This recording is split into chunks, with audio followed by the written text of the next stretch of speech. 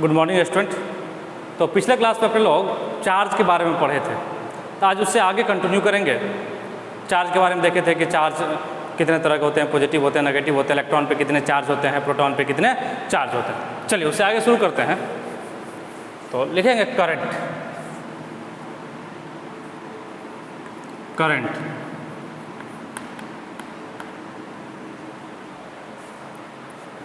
Current में लिखेंगे, इसका डिफिनेशन लिख लेंगे।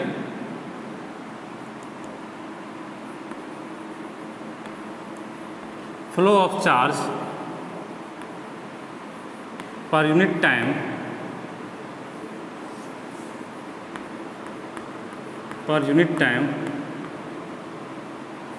flow of charge per unit time inside a wire in a wire is called current. Is called current. Is called current. It is denoted by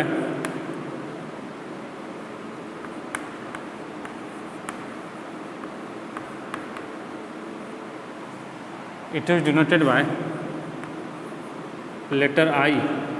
capital small दोनों हो सकता है, I और आई दोनों हो सकता है, कैपिटल भी हो सकता है, स्मॉल भी हो सकता है, आई और I. It is a scalar quantity.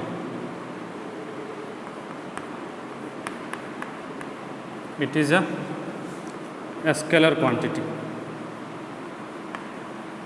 It is a scalar quantity. जो करंट है वो स्केलर क्वांटिटी है। वेक्टर और स्केलर के बारे में क्लास 9th में पढ़े होंगे आप लोग। स्केलर वो होता है जिसके अंदर डायरेक्शन नहीं होता, जिसके अंदर डायरेक्शन, लेकिन करंट एक एक्सेप्शन है। करंट के अंदर डायरेक्शन होता है लेकिन फिर भी ये स्केलर क्वांटिटी है, क्योंकि ये वेक्टर लॉ ऑफ एडिशन को फॉलो नहीं करता। करंट के अंदर डायरेक्शन होता है लेकिन फिर भी ये स्केलर क्वांटिटी है, क्योंकि ये वेक्टर लॉ ऑफ एडिशन को फॉलो नहीं करता। चलिए, it's SI unit is ampere. It's SI unit is ampere. लिख लीजिए यहाँ तक। It's SI unit is ampere. लिख लीजिए।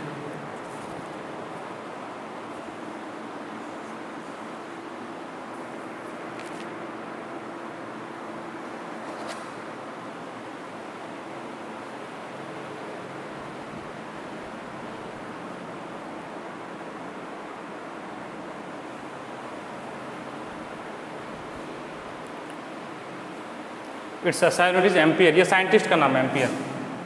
साइंटिस्ट का नाम है एम्पियर। चलिए समझते हैं। करंट के बारे में क्या बोला गया? Per unit time, charge per unit time, flow of charge. देखिए, मान लिया जाए कि ये कोई वायर है, ये कोई कंडक्टर है, कोई वायर है। अब इसके अंदर से करंट दौड़ रहा है, तो करंट दौड़ने का मतलब होता है रियल में कि इसके अंदर से 1 सेकेंड में पर यूनिट टाइम में चार्ज कितना दौड़ रहा है। 1 सेकेंड में जितना चार्ज दौड़ेगा ना, उसी को हम करंट बोलेंगे। देखिए, जनरली अपने घरों में जो वायर से चल के आता है वो हम बोलते हैं करंट आ रहा है। वायर से क्या चल के आता है? करंट चल के आता है। तो करंट चलता कैसे, किसको करंट कहते हैं? रियल में चार्ज अगर दौड़ गया ना, आप समझिए करंट बन गया। मतलब हुआ कि हम दौड़ते हुए चार्ज को हम करंट कहेंगे। और किसी पार्टिकुलर एरिया, जैसे मान लिया जाए कि ये वायर है, वायर के इस क्रॉस सेक्शन को, मतलब इस एरिया को देखिए यहाँ पे, और 1 सेकेंड तक ऑब्जर्व करिए। 1 सेकेंड तक, ऐसे टाइम देख लीजिए स्टॉप वॉच में, 1 सेकेंड तक ऑब्जर्व करिए। अगर 1 सेकेंड में 5 कूलम्ब का चार्ज अगर इधर से क्रॉस कर गया, इसका मतलब क्या हुआ कि इस क्रॉस सेक्शन से, वायर के इस क्रॉस सेक्शन से 1 सेकेंड में अगर 5 कूलम्ब का चार्ज अगर आपको दौड़ते हुए दिखा, इसका मतलब करंट 5 एम्पियर। इसमें इसका मतलब करंट कितना है? 5 एम्पियर। कहने का मतलब अगर चार्ज दौड़ गया तो करंट बन गया, और करंट को बनाने के लिए चार्ज को दौड़ाना होता है, और 1 सेकेंड में जितना चार्ज दौड़ता है किसी भी क्रॉस सेक्शन से, उसी को कहते हैं करंट। इसका मतलब I = Q/T। I = Q/T। Per unit time का मतलब होता है divided by. Per unit time का मतलब होता है डिवाइडेड। Q यहाँ पे चार्ज है, Q यहाँ पे चार्ज है, T यहाँ पे टाइम है, और I जो है वो अपना करंट है। जो I जो है वो अपना करंट है। लिख लीजिए। I जो है अपना वो करंट है।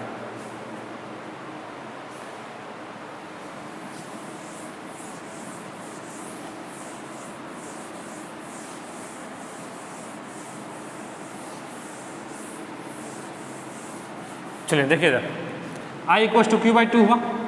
अगर Q इक्वस टू 1 हो जाए, T इक्वस टू भी 1 हो जाए, if Q equals to 1 coulomb and T equals to 1 second ऐसा यूनिट में, तो I इक्वस टू क्या हो जाएगा 1 कूलम्ब अपॉन 1 सेकेंड, 1 सेकेंड।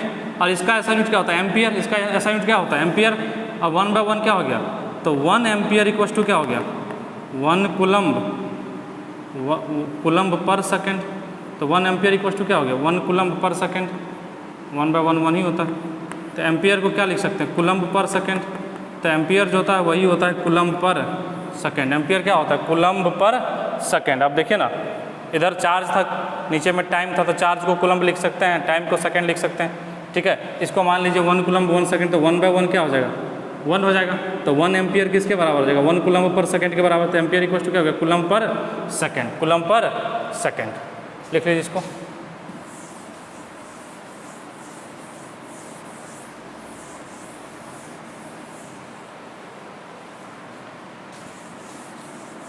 लिख लीजिए, लिख लिए। चलिए, direction of current.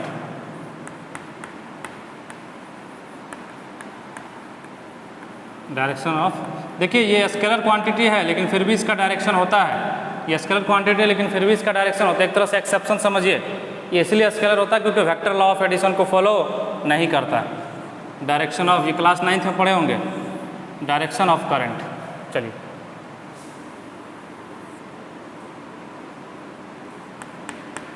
Direction of current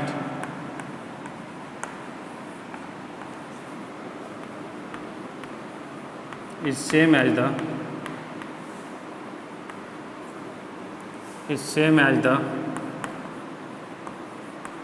direction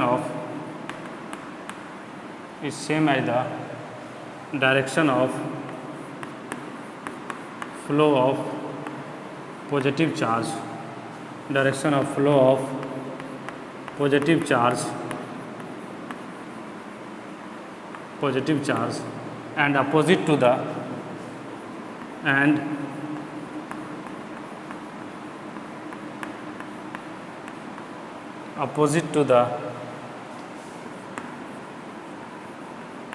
direction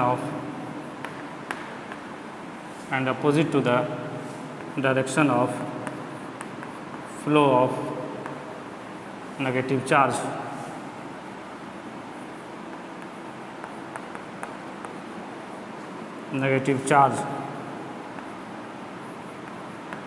चलिए इसको लिख लीजिए, फिर समझते हैं। इसको लिख लीजिए, फिर समझते हैं।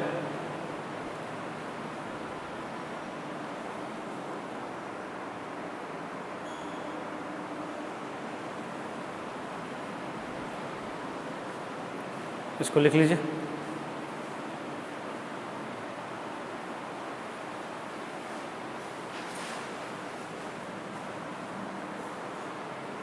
लिख लिए सभी लोग।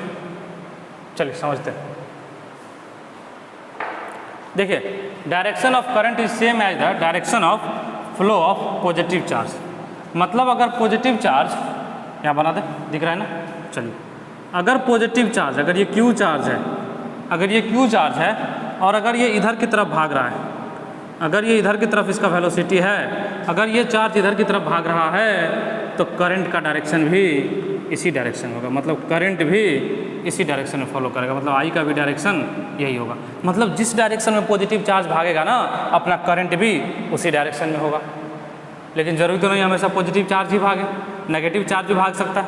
तो नेगेटिव चार्ज का देख लीजिए, अगर माइनस क्यू है, ये नेगेटिव चार्ज है, अगर ये माइनस क्यू है नेगेटिव चार्ज, जैसा कि इलेक्ट्रॉन नेगेटिवली चार्ज होता है, अगर ये माइनस क्यू है नेगेटिव चार्ज है, अगर ये इस डायरेक्शन में भाग रहा है, तो करंट इसके अपोजिट डायरेक्शन में होगा।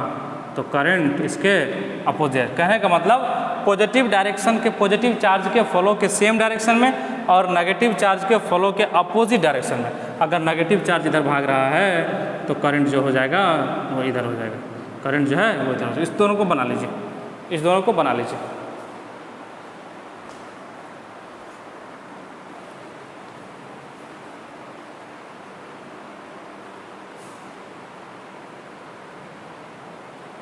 बना लिया, मिटा दें। चलिए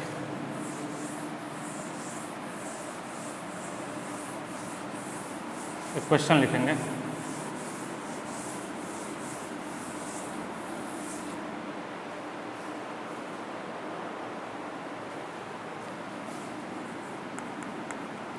.5 ampere of current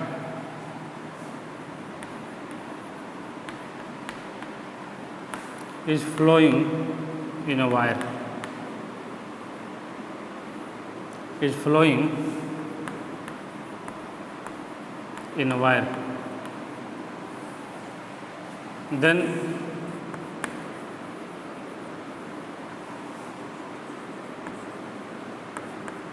what is the amount of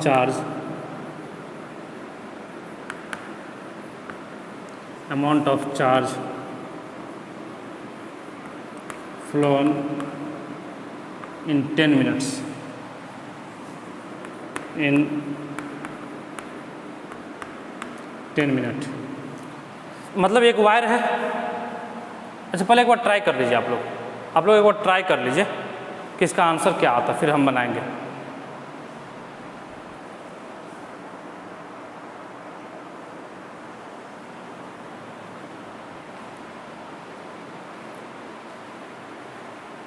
try कर लिए? चलिए बहुत सारे लोग बना लिए होंगे, सभी लोगों ने बना लिया। चलिए बहुत अच्छा।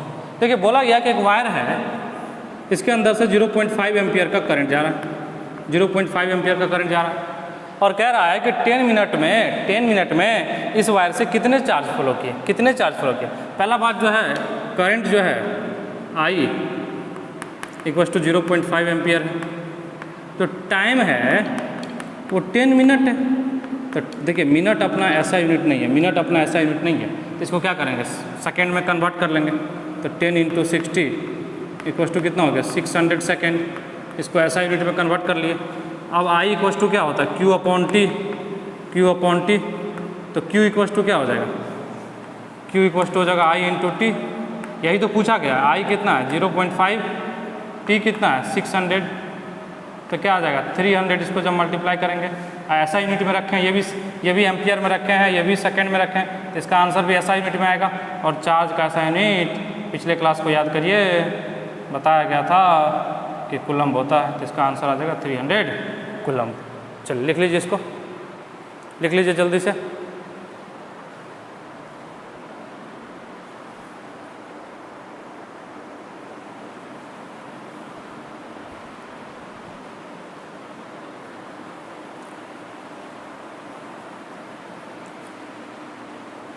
लिख लिए?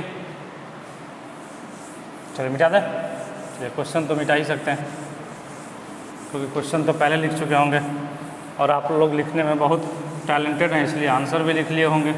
ये भी मिटा देते हैं। चलिए आगे बढ़ते हैं। हेड डालेंगे circuit.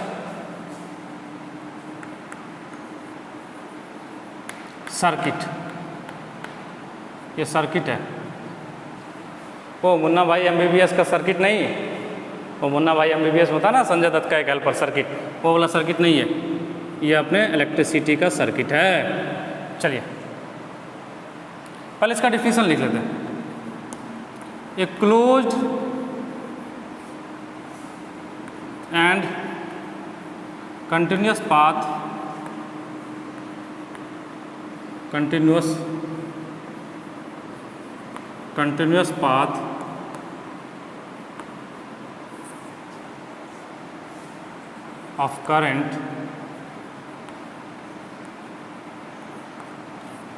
path of current is called circuit.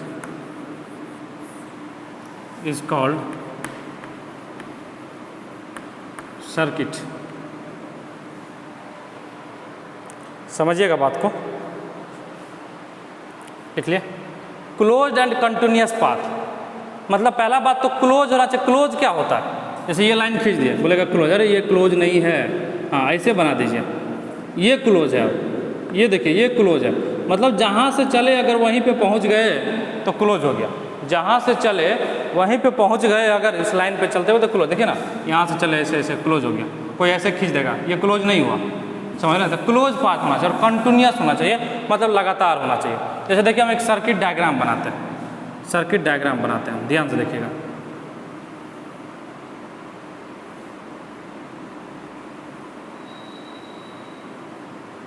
Circuit diagram बनाते हैं।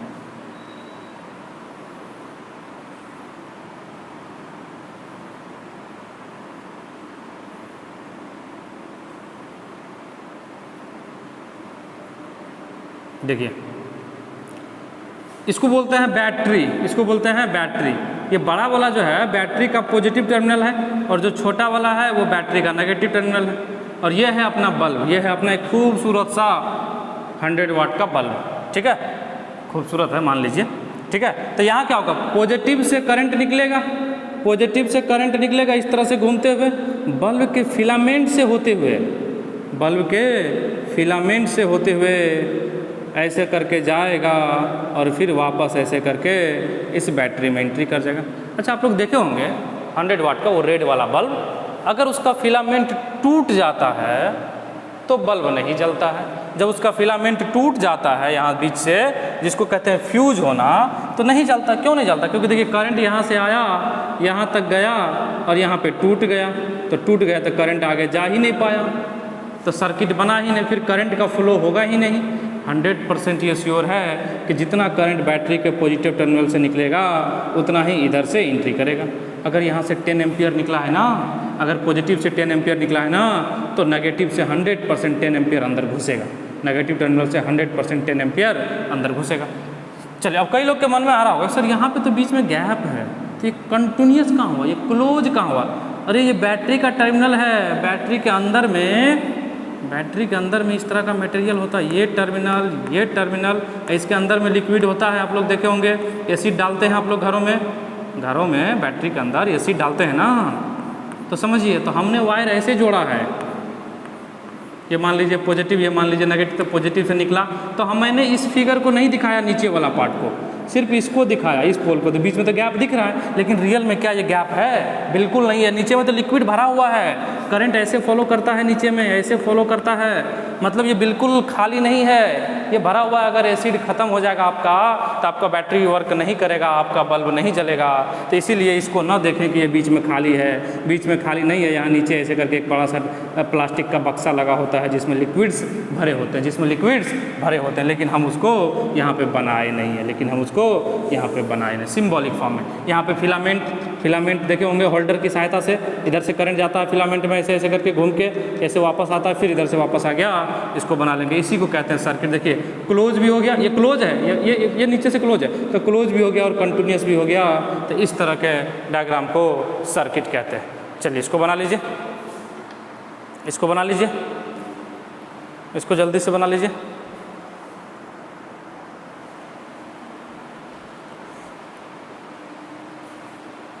बना लिए?